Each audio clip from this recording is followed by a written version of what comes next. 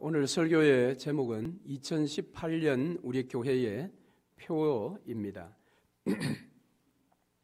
2016년도에 하나님의 부르심에 응답하는 해, 그리고 지난해는 하나님의 세우심에 참여하는 해, 그리고 올해는 하나님의 보내심에 우리 모두가 헌신하여 정인이 되는 해로 살아가기를 바랍니다.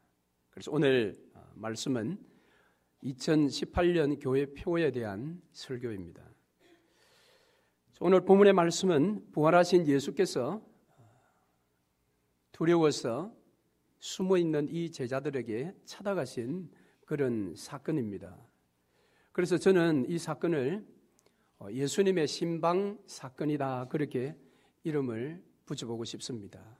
왜냐하면 십자가에 스승 예수가 죽으심으로 그들이 너무 놀라서 뿔뿔이 다 흩어졌습니다. 두려워서 한 공간에 모여서 문들을 다 걸어 잠그고 벌벌 떨고 있는 그들에게 부활하신 예수께서 친히 찾아가셔서 신방을 하신 것입니다. 그들에게 평안의 인사를 건네었고 그들에게 다시 한번 사명을 위임시키는 그런 내용들이 오늘 우리가 읽은 본문의 말씀입니다. 여러분, 이것보다 더 놀라운 신방이 어디에 있겠습니까? 이제 우리가 1월 마지막 주부터 이제 신방을 할 터인데도 근본 신방에도 이와 같은 놀라운 일들이 일어날 수 있도록 여러분 기도하시고 잘 준비하시며 저 역시 기도로 잘 준비해서 신방하도록 하겠습니다. 하나님은 이처럼 당신의 백성들을 종종 친히 찾아가셔서 신방을 하십니다. 성경에 나오는 최초의 신방이 무엇인지 아십니까? 최초의 신방 사건의 장소가 어딜까요? 그것은 에덴 동산입니다. 아담과 하와가 범죄하고 감히 하나님 앞에 나가지 못하고 고개를 떨구고 있는 그곳에 하나님께서 친히 신방을 가셔서 아담아 아담아 네가 어디 있느냐 그렇게 부르셨지요. 오늘도 십자가 이후에 벌벌 떨고 있는 이 제자들에게 부활하신 그 예수님께서 신방을 가셨습니다. 도대체 십자가 이후에 떨고 있는 두려워하고 있는 이 제자들에게 불쑥 찾아가신 부활 예수께서 무슨 말씀을 하셨을까? 오늘 그 말씀들을 함께 살펴보므로 오늘 저와 여러분에게도 들려주시는 하나님의 신방의 음성을 듣게 되는 그런 복된 시간이 되기를 바랍니다. 지금 제자들은 소위 말하는 사면초가에 빠져 있습니다. 예수님께서 십자가를 지시기 전에 당신이 십자가에 죽으실 것이라고 수없이 가르쳐 주셨지만 제자들은 믿지를 않았어요. 예수가 죽다니, 우리의 스승 예수님이 죽다니 있을 수 없는 일이죠. 그런데 예수님께서 신성모독이라는 죄, 그리고 사회를 소란케 했다라는 죄명을 덮어쓰시고 십자가에 처형이 되셨어요. 제자들이 얼마나 여러분 놀랐겠습니까? 상상할 수 없는 일이 일어난 것입니다. 그래서 뒤도 돌아보지 않고 다 뿔뿔이 도망을 가 버렸습니다. 그런데 한 곳에 그들이 모였습니다. 앞으로 어떻게 할 것인가? 우리의 인생은 도대체 어떻게 될 것인가? 예수님께서 그렇게 살아 계실 때에 부활하실 것이라고 말씀도 하셨고 심지어는 오늘 아침에 여인들을 통해서 예수가 부활했다라는 소식도 들었지만 믿을 수가 없었어요. 오늘 본문은 부활 후 첫날, 안식 후 첫날. 그러니까 예수님께서 십자가에 못 박히시고 사흘째 되는 날 저녁에 지금 예수님 신방을 오신 거예요.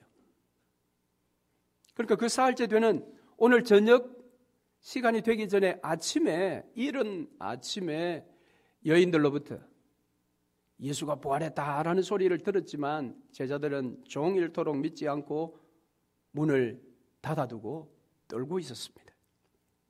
그래서 오늘 본문에도 보니까 문들을 닫았더니 라고 요한이 표현하고 있습니다. 동일한 예수님의 신방을 기록한 누가는 누가복음 24장에서 이 표현을 사용하지 않습니다. 그런데 요한만은 이 표현을 사용하고 있습니다. 문들을 닫았더니 모든 문을 다 닫았다. 무엇입니까? 요한은 제자들이 심히 떨고 두려워하고 있다는 것을 이 문장을 통해서 우리에게 보여주고 있는 것입니다. 그런데 그 가운데 예수님께서 찾아오셨습니다. 문들을 다 닫았는데 그 누구도 문을 열어준 일이 없는데 예수님께서 오늘 본문에 보니까 그들 한가운데 서셨다 그렇게 말씀을 하고 있습니다. 어떻게 보면 막무가내로 두려워 떨고 있는 제자들에게 예수님께서 찾아오신 것입니다. 그리고 인사의 말을 건네십니다. 너희에게 평강이 있을지어다. 이것은 구약의 샬롬이라는 그런 말과 같습니다. 평강을 축복하는 그런 인사를 하게 됩니다. 사실 이 문맥의 흐름을 보면 이 평강의 인사가 아니고 여기에서 어떤 책망을 하셔도 전혀 어색하지 않습니다. 예수님께서 두려워 떨고 있는 그들에게 찾아오셔서 믿음이 왜 없느냐? 왜 나의 다시 살아남을 믿지 않느냐? 왜 여인들의 부활 소식조차도 믿지 않느냐? 왜 두려워 떨고 있느냐? 이렇게 책망을 하신다고 해도 전혀 어색하지 않는 그런 장면인데 예수께서는 오셔서 평강의 인사를 지금 건네고 있습니다. 우리 주님은 언제나 저와 여러분에게 찾아오실 때에 평강의 말씀을 들려주기를 원하십니다. 비록 우리를 책망하실 일이 있으셔도 그분은 먼저 우리에게 언제나 평강의 인사를 건네시며 우리 가운데 찾아오시는 분이심을 여러분 기억하시기를 바랍니다. 자, 이제 그 평강의 인사를 마치시고 예수님은 당신의 손에 난 못자국과 옆구리에 있는 창자국의 상처를 보여주십니다. 이것은 예수님께서 부활하셨다라는 가장 실제적인 증거인 것입니다. 부활의 진실성을 이것보다 더 강력하게 증거하는 그런 증거가 있겠습니까? 예수 그리스도께서는 다른 말씀보다 당신의 상처의 흔적들을 지금 보여주고 있습니다. 부활하셔서 새로운 몸을 입으시고 문을 열어주지 않았지만 그 문을 자연스럽게 통과해서 제자들 한가운데 서신 그 놀라운 새 몸을 입고 계셨지만 그 몸에는 손바닥에 못자국의 흔적이 있었고 옆구리에는 창자국의 흔적이 여전히 있었습니다. 그것을 보여주신 거예요.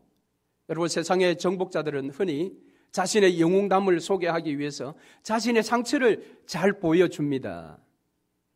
어떤 분들은 옆구리에 난 총구멍 자국을 보여주면서 내가 어느 전투에서 그 현장에서 맞은 총자국이야. 나쁜 친구들은 칼 맞은 자국을 보여주면서 그렇게 위세를 떨치지만 세상의 정복자들이 그러는 것처럼 예수께서 당신의 손에 난 그 상처와 옆구리에 난 상처 그것을 보여주십니다. 왜 그렇습니까? 내가 바로 3일 전 십자가에 못 박혔던 예수라는 겁니다. 그것을 제자들에게 확실하게 지금 보여주고 있는 것입니다. 뿐만 아니라 그분은 이 상처를 가진 이 흔적 그대로를 가지시고 그분은 승천하셨습니다. 그리고 지금 하늘 보좌 우편에 앉아 계십니다. 그곳에 앉으셔서 저와 여러분을 위하여 중보 기도하시는 예수님. 그 예수님의 여전히 남아있는 손의 상처와 옆구리의 상처는 우리를 중보할 때에 그것보다 더 강한 호소력이 어디에 있겠습니까?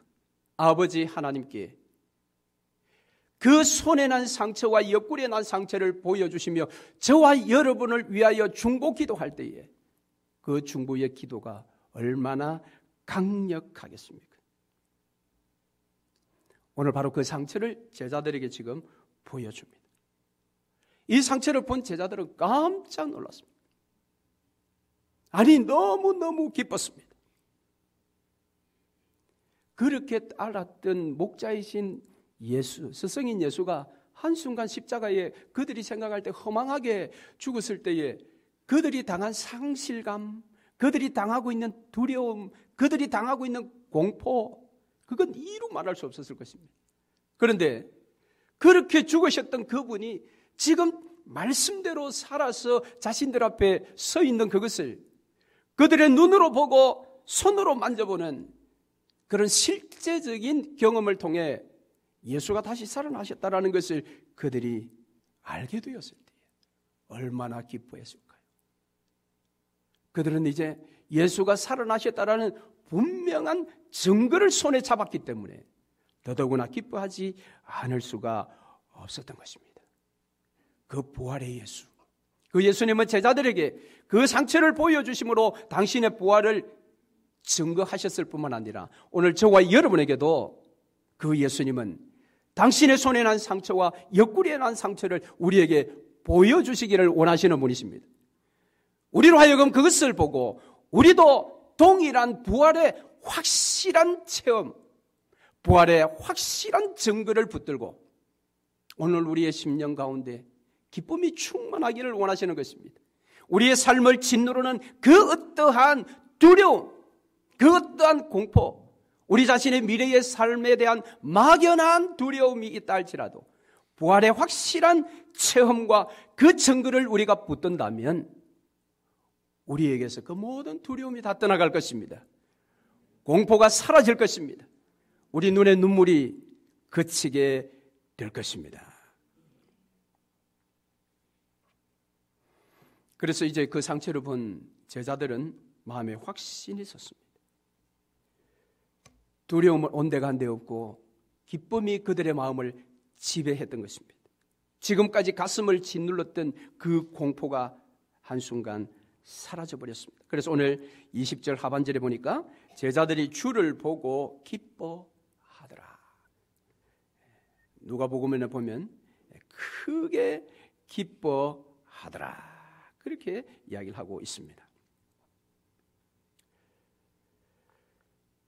신방오신 그 예수님은 손에 못자국이 있는 분이고 옆구리에 창자국이 있으신 분이십니다. 바로 이 사건을 기록한 이 요한, 사도 요한은 아마 이 장면을 기록할 때 그 역시도 이 사건의 어떤 그 황홀함, 이 사건을 통한 어떤 그 승리감, 그런 기쁨이 충만했으리라고 생각합니다. 그런 충만한 기쁨을 가지고 이 사건을 지금 요한이 기록하고 있는 것입니다. 사실 요한은 기록하지 않았지만은 누가가 기록한 누가복음 24장의 이 신방 사건의 기록을 보면 처음 예수가 그들 한가운데 나타났을 때 그들은 깜짝 놀랐다고 했습니다. 심지어는 그가 유령이다라고 생각했습니다. 그럴 수밖에 없지요. 아무도 문을 열어준 적이 없는데 예수의 모양을 한 사람이 자기들 한가운데 우뚝 섰으니, 그래서 예수님은 자신이 유령이 아니라 바로 3일 만에 부활한 예수라는 것을 이 상처를 통해서 증거를 해 주신 것입니다. 여러분, 이 예수의 신방으로 말미암아 그들에게 믿음의 활력소가 생겼습니다. 예수님께서 이미 십자가를 지시기 전에 마지막 고별 설교를 하셨는데요. 그 고별 설교가 요한복음 14장부터 쭉 기록되어 있습니다. 그 가운데 16장 22절에 내가 다시 너희를 보리니 너희 마음이 기쁠 것이요, 그렇게 설교했습니다. 그랬는데 정말 예수를 다시 만났습니다. 부활하신 예수를 만났더니 제자들의 마음속에 기쁨이 충만해졌다. 그래서 내가 다시 너희를 보리니 너희 마음이 기쁠 것이다 라는 이 말씀이 성취되어진 것입니다. 자, 이제 이 기쁨이 충만한 그들에게 예수님께서 또 말씀하시기를 오늘 21절 말씀을 통해서 그들에게 자신의 사역과 똑같은 사역을 할 수 있는 사역을 위임하시는 말씀을 하셨습니다. 자, 그 말씀을 하기 전에 예수님께서 다시 한번 평강의 인사를 합니다. 너희에게 평강이 있을지어다.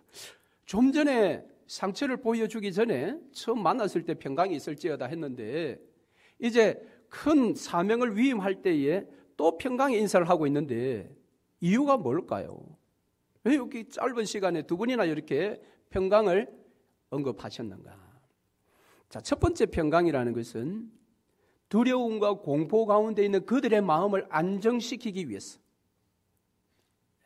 그 마음을 안정시키고 그 속에 있는 모든 두려움들을 물리치기 위한 그런 의미로서 평강의 인사를 건네셨다면, 이제 상처를 보여주시고 대사명을 다시 한번 위임하는 그 말씀 전의 이 평강의 인사는 지금 그들이 예수의 상처를 봄으로 말미암아 기쁨이 충만하여 그들의 마음이 굉장히 들떴습니다. 흥분한 상태라는 겁니다. 이 흥분한 상태를 가라앉혀야 합니다. 왜?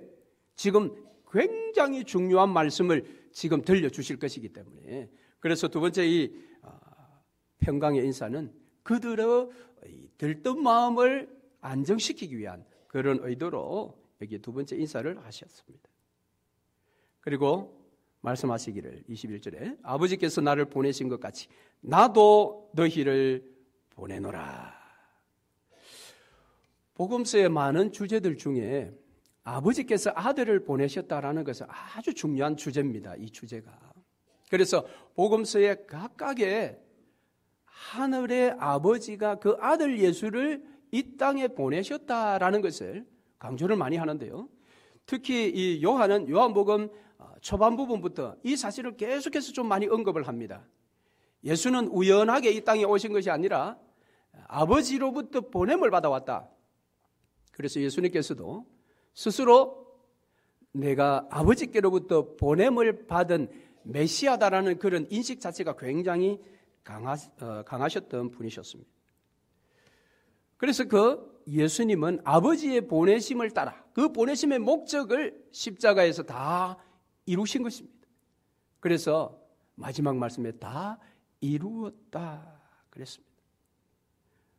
더구나 하나님의 부활케 하신 그 놀라우신 역사로 말미암아 부활의 새 몸을 입고 구원이 완전히 완성이 된 것입니다.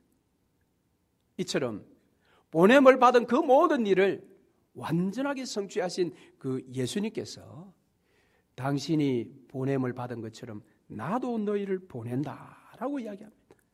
아버지께로부터 보냄받은 예수, 그 예수가 다시 자신의 사명과 똑같은 일을 제자들에게 맡겨서 세상에 보내는 것, 이 보내심은 이처럼 발전하고 있었던 것입니다. 그래서 이 제자들은 어느 곳으로 가든지 내가 아버지께로부터 보냄받은 그 아들로부터 보냄받았다라는 사실을 잊지 말아야 했습니다.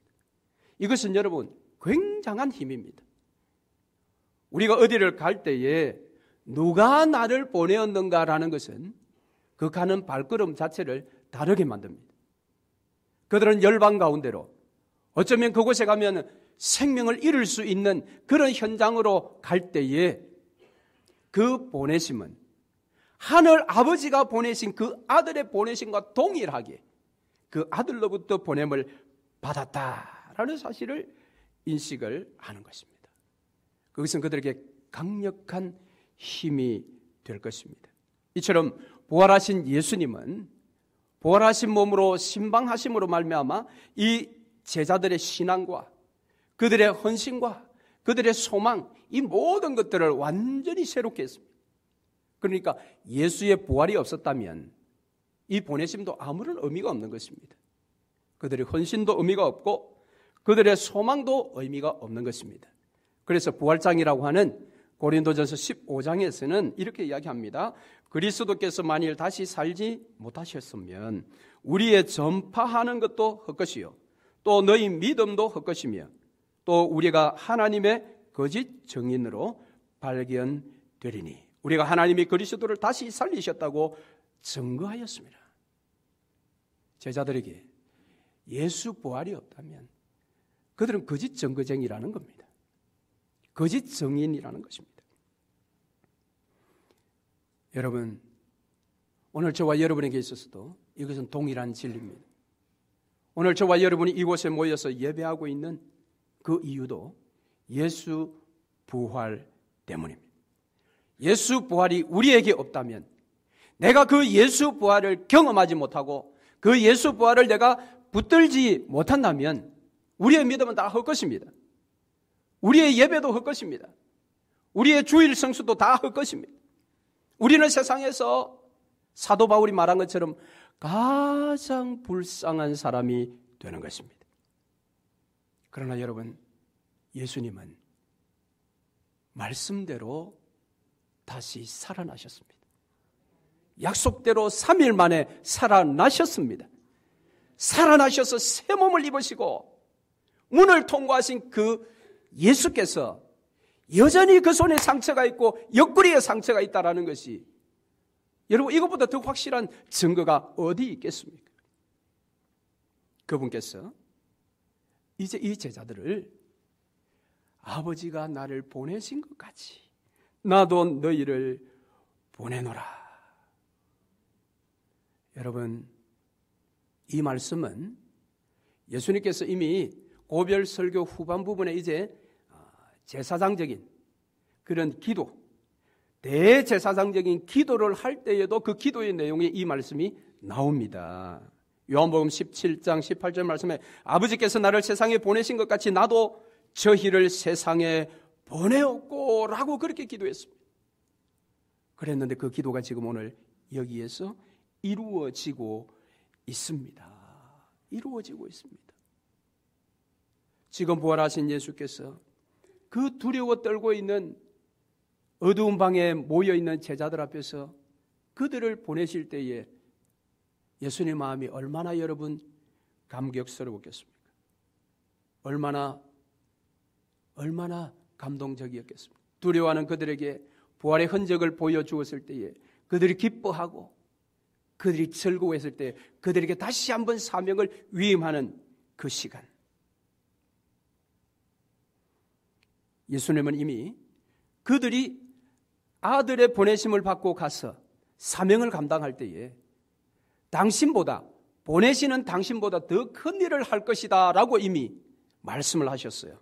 요한복음 14장 12절 말씀해 보니까 내가 진실로 너희에게 이르노니 나를 믿는 자는 나의 하는 일을 저도 할 것이요 또한 이보다 큰 것도 하리니 이는 내가 아버지께 감이니라.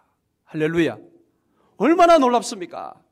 아들로부터 보냄받은 그들이 보내신 예수님 당신보다 더 큰 일을 할 것이다 라는 것을 알고 계실 때에 예수님의 마음이 얼마나 감동적이었겠습니까? 제자들은 실제 그 일을 했습니다. 예루살렘에서만 아니라 온 유대로 사마리아로 땅끝까지 제자들이 나아간 것입니다. 예수님보다 더 크고 놀라운 일을 그들이 감당한 것입니다. 그런데 여러분, 놀랍게도 이 일은 저와 여러분에게도 적용된다라는 것입니다. 오늘 저와 여러분에게도. 오늘 주님은 하늘 보좌 우편에 계시지만 오늘 이 성경 말씀을 통해서 우리에게 당신의 손에 난 못자국의 흔적을 보여주시고 우리에게 옆구리에 난 창자국을 보여주시며 오늘 저와 여러분에게도 내가 너희를 보내노라. 아들 예수가 보내심을 받고 그 사명을 감당할 때에 철저히 보내신 자 아버지 하나님을 의존한 것처럼 이 사도들도 철저히 자신들을 보내신 아들 예수를 의지하며 그의 복음을 붙들고 그의 말씀을 붙들고 이 사명을 감당하여 그 복음의 역사가 저와 여러분에게까지 오늘 흘러온 것처럼 우리 역시도 세상에 보냄받은 자임을 기억하시기를 바랍니다. 그러므로 여러분, 이 일을 우리 교회가 감당해야 되지 않겠습니까? 저와 여러분이 감당해야 되지 않겠습니까? 그런데 이것은 아무나 되는 게 아니랍니다. 아무 교회나 되는 게 아니랍니다. 오늘 말씀 22절에 보니까 저희를 향하여 숨을 내쉬며 가라사대 성령을 받으라. 여기에 자격을 지금 소개하고 있습니다. 그것은 성령을 받아야 이것이 가능하다라고 말하고 있습니다. 그런데 여기에 이 장면을 묘사할 때에 요한이 저희를 향하사 숨을 내쉬며 라고 하고 있습니다. 예수님께서 왜 숨을 내쉬셨을까? 그냥 저희를 향하여 가라사대 성령을 받으라 그러면 되지 않습니까? 그런데 왜 예수님은 여기서 숨을 내어 쉬셨을까요? 왜 그럴까요? 자, 이 숨을 내쉬셨다 이 장면은 마치 창세기에 나온 하나님께서 흙으로 사람을 만드시고 그 코에 생기를 불어넣었다라는 말씀을 기억나게 합니다. 물론 에스겔서 말씀에 보면 에스겔 37장 이하의 말씀에 보면 이런 말이 있죠. 생기야 사방에서부터 와서 이 사망을 당한 자에게 불어서 살게 하라라는 표현도 나옵니다. 그러니까 같은 의미라는 겁니다. 이것들이 다. 인간을 흙으로 만드시고 생명이 되도록 하시기 위해서 숨을 불어넣은 생기를 불어넣으신 그 하나님. 오늘 여기에서 다시 사도로서의 사명을 감당하도록 위임하는 이때에 성령을 받도록 하시기 위해서 먼저 숨을 내쉬신 것은 같은 의미다라는 것입니다. 그래서 흙으로 최초로 지음받은 그 최초의 사람들은 그 코에 생기를 불어넣음으로 세상 모든 만물들을 책임지라고 명을 하신 그 하나님께서 이제 오늘 예수 그리스도를 통해서는 이 성령이라는 새로운 숨을 내쉼으로 그들로 하여금 영적 세계를 책임지라는 그런 의도인 것입니다. 그러니까 복음 증거의 모든 능력의 출처는 바로 여기에 있는 것입니다. 아담과 하와가 사람으로서 세상 만물을 제대로 다스리기 위한 근본적인 그런 조건이 여호와의 생기였다면 오늘 이 사도들이 열방 가운데 있는 두려움 가운데 공포 가운데 죽음 가운데 있는 이 사람들을 살리는 최고의 그 조건은 바로 성령이라는 것입니다. 성령을 의지하지 아니하면 그것은 불가능하다라는 것입니다. 사도들을 인간적인 어떤 지혜나 말의 능력으로 감당하는 것이 아니라 이 성령의 능력으로 이 직무를 감당해야 하는 것입니다. 그래서 오늘 여기에 성령을 받으라 그랬습니다. 이 말은 너희가 나아가는 어떠한 곳에도 내가 성령을 보내어 그 성령이 너희를 도울 것이요 그 성령께서 너희를 이끄실 것이라는 그런 약속의 말씀인 것입니다. 그런데 이 약속이 실제 사도행전 2장에 가면 성취가 되었죠. 사도행전 2장의 오순절날 마가다락방에서 이 일이 일어났지 않았습니까? 이 성령을 받으라 했는데 이 마가다락방에서 오순절날 120명의 이 문도들이 성령을 받는 것입니다. 그런데 이 받으라라고 할 때 이것은 영접하다라는 그런 의미입니다. 어떤 도구적인 수단, 어떤 이런 물리적인 어떤 힘을 이야기하는 것이 아니라 이것은 무엇을 받아서 그것이 자신의 인격과 하나 되는 것을 말할 때 사용하는 단어라고 합니다. 그들은 정말 오순절 성령 강림을 통해서 성령 하나님과 하나가 되었습니다. 그 본문의 말씀을 보면 어떤 내용이 있습니까? 그들은 자기 지혜로 말하지 아니하고 성령의 말하게 하심을 따라 말했다라고 했습니다. 그 말의 내용은 예수 복음이었던 것입니다. 그래서 여러분, 오늘 저와 여러분의 개인이 이 사명의 위임을 받아서 열방 가운데로 가기 위해서 필요한 것은 성령을 받아야 합니다. 오늘 우리의 교회가 보냄받은 교회로서 사명을 감당하기 위해서는 성령을 받아야 합니다. 그런데 여기서 조심해야 합니다. 성령을 받으라 한다고 해서 그러면 우리 성령을 받자. 모여서 기도하고 성령 주세요. 성령 주옵소서. 그렇게 하는 것이 아니라는 것입니다. 여기에서 성령을 받으라는 것은 곧 있을 오순절 성령 강림을 예언하고 약속하고 있는 것입니다. 그래서 성령 받는 그 사건은 이미 2000년 전에 마가다락방에서 이루어진 것입니다. 그러면 오늘 저와 여러분에게 성령 받으라 이 말은 무슨 의미인가? 그것은 바로 성령 충만인 것입니다. 성령 충만. 이미 저와 여러분의 심령 속에 와 계신 성령 하나님, 그 성령 하나님께서 우리의 심령 가운데 충만해야 합니다. 그렇지 아니하면 내 속에 성령 하나님 계시지만 내 삶을 주도하는 것은 내가 되는 것입니다. 나의 지혜가 되는 것입니다. 나의 경험이 나를 주도하는 것입니다. 그것은 안 되는 것입니다. 그것은 보냄받은 자의 사명을 감당할 수 없어요. 그것은 보냄받은 교회로 쓰임받을 수가 없습니다. 성령 충만해야 합니다. 성령 충만. 여러분, 성령 충만을 갈구하시기를 바랍니다. 그 성령 충만은 오직 말씀과 기도 외에는 방법이 없습니다. 오늘 저와 여러분이 하나님의 보내심을 받은 한 해로 정인으로 살아가기 위해서 성령 충만해야 합니다.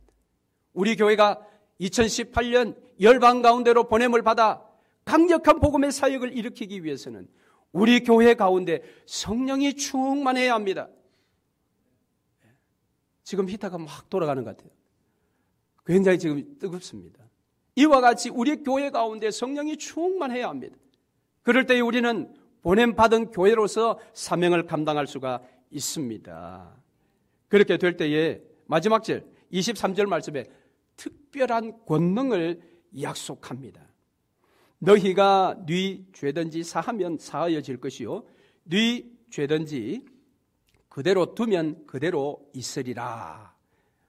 이 권능은 성령을 받은 결과입니다. 이는 참으로 놀라운 축복입니다. 왜냐하면 누구의 죄를 사하든지 사하지 않든지 이 권세는, 죄 사함의 권세는 하나님과 그가 보내신 아들 외에는 이 권세를 가진 자가 없습니다. 그런데 지금 그 말씀을 여기에서 약속을 하고 있는 것입니다. 참으로 놀라운 말씀이 아닐 수 없습니다. 그러나 이 말씀의 참 의미를 우리가 놓치면 우리는 이단이 될 수가 있습니다.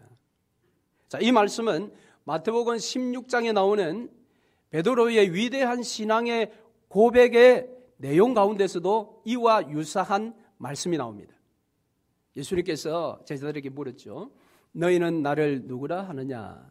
베드로가 고백을 했지요. 주는 그리스도시요 살아계신 하나님의 아들이십니다. 그 위대한 고백에 예수께서 그 고백 위에 내 교회를 세우리라 라고 하시며 또 하나 약속한 것이 있는데 바로 19절에 이런 말씀을 하셨습니다. 내가 너에게 하늘나라의 열쇠를 주겠다. 내가 땅에서 무엇이든지 매면 하늘에서도 메어져 있을 것이요 내가 땅에서 무엇이든지 풀면 하늘에서도 풀려져 있을 것이다. 그랬습니다. 그런데 이 말씀은 이 열쇠, 열고 닫고 한다는 이 열쇠를 베드로에게 준 것이 아닙니다. 베드로 개인에게 준 것이 아니에요. 이걸 개인에게 주었다라고 해석하는 것이 로마 가톨릭이죠. 자, 그러나 성경은 이 말씀을 개인에게 준 것이 아닙니다. 이게 원문에 보면 좀 구별이 되는데 그것을 하면 또 복잡하고요. 바로 이 말씀 뒤에 18장 18절, 마태복음 16장 뒤에 18장 18절에 가면 이 말씀은 19절의 말씀은 베드로 개인에게 준 것이 아니라 그 제자들 모두에게 준 것으로 나타납니다. 거기에 이렇게 기록되어 있습니다. 진실로 너희에게 이르노니 무엇이든지 너희가 땅에서 매면 하늘에서도 매일 것이요 무엇이든지 땅에서 풀면 하늘에서도 풀리리라. 이것은 너희인 것입니다. 제자인 것입니다. 베드로 한 사람에게 이 열쇠를 준 것이 아닙니다. 뿐만 아니라 이 열쇠라는 것은 문 안에 들어오는 사람, 나가는 사람을 이렇게 결정하는 그런 어떤 문지기로서의 어떤 권한을 표현하는 것이 아니라 이 집 안에 있는 모든 재정과 물품을 관장할 수 있는 집사의 권한을 말하는 것입니다. 그렇게 이게 로마 가톨릭에서 이야기하는 그것이 아닌 것입니다. 그리고 여기에 메고 푼다 라는 이 말은 문에 들어올 사람을 결정해서 내가 문을 열어주고 들어오지 못할 자를 내치는 그런 의미가 아니다라는 것입니다.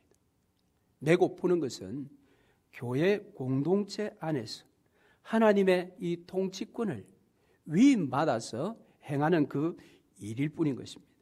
그러니까 베드로의 신앙 고백 이후에 천국문을 열고 닫을 이 열쇠에 대한 이야기와 오늘 본문에서 예수님께서 이야기하는 이 이야기는 같은 내용인 것입니다. 그래서 부활하신 주님께서 너희가 네 죄든지 사하면 사하여질 것이요 네 죄든지 그대로 두면 그대로 있으리라 그렇게 이야기한 겁니다.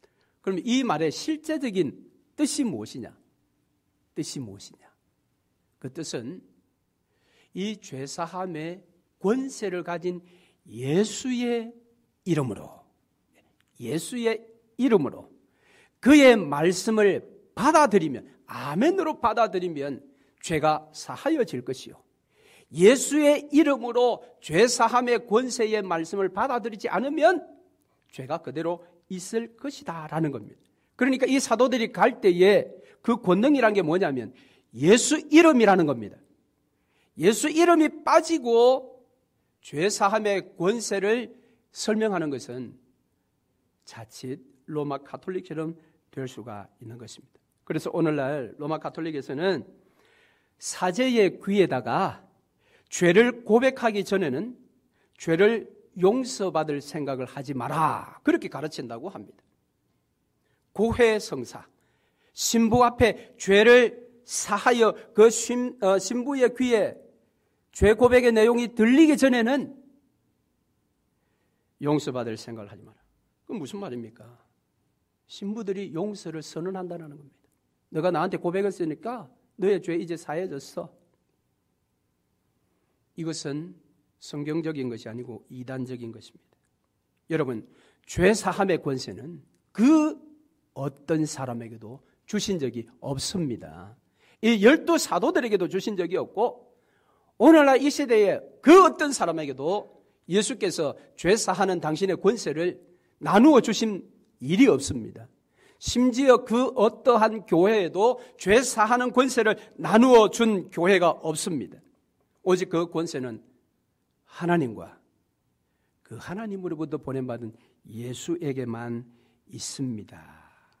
그럼에도 불구하고 저와 여러분에게 그에게만 죄의 권세가 있으니 그의 말씀을 아멘으로 받으시오라고 전할 수 있는 그런 권능을 우리에게 주었다라는 겁니다. 이것도 여러분 권능이죠. 예수의 이름을 사용할 수 있는 이것이 권능 아니겠습니까? 그 권능을 저와 여러분이 받은 것입니다. 자, 말씀을 맺겠습니다. 부활 예수님의 이 신방 사건은 이 제자들의 모든 것을 뒤바꾸어 놓았습니다. 두려움과 공포를 다 물리쳐버렸고 갇혀있던 폐쇄적인 그들의 삶을 문을 활짝 열고 박차고 나가서 열방 가운데로 달려가게 만들었습니다. 그리고 그들이 달려가며 전하는 이 복음으로 지금도 그들과 동일하게 세상으로부터 두려움의 공격을 받아서 떨고 있는 자들, 세상의 공격으로부터 공포 가운데 벌벌 떨고 있는 그들을 그 세상의 공격과 두려움과 공포, 죄의 공격으로부터 자유케 하는 그 놀라운 사명을 위임해 주고 있는 것입니다. 저와 여러분이 그 일을 감당할 수 있기를 바랍니다. 우리가 여러분 가능하지 않겠습니까?